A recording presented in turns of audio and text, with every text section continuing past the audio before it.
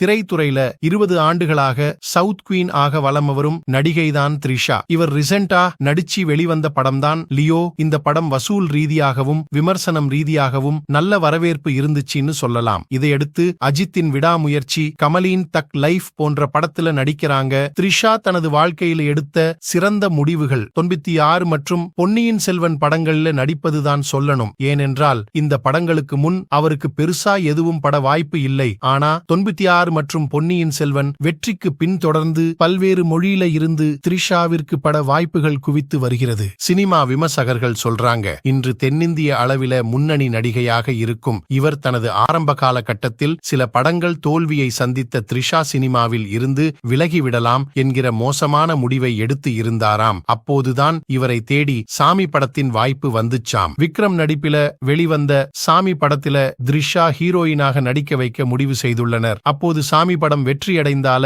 சினிமாவில் தொடர்ந்து கண்டினியூலாம்னு தன் முடிவை மாற்றினாராம். இந்த இப்படம் தோல்வியை தழுவினால் சினிமாவிற்கு ஒரு பெரிய கும்பிட்டு போட்டுவிட்டு சென்று விடலாம் என முடிவில் இருந்தாராம். பட் படம் வெளிவந்து மக்கள் மத்தியில சாமி படம் மாபெரும் வெற்றியடைந்துச்சு. இதுல குறிப்பாக சொல்லணும்னா த்ரிஷாவிற்கு நல்ல வரவேற்பு இருந்துச்சு. இவருக்கு ரசிகர்கள் பட்டாளமும் சேர்ந்தாங்க. அதிலிருந்து இவருடைய ஃபேன்ஸ் அவரை உச்சத்துக்கு கொண்டு போயிட்டாங்கன்னு தான் சொல்லணும். இது போல மேலும் சினிமா நியூஸ் அப்டேட் தெரிஞ்சுக்கணும்னு மைண்ட் டாக்ஸ் சேனலை சப்ஸ்கிரைப் பண்ணுங்க.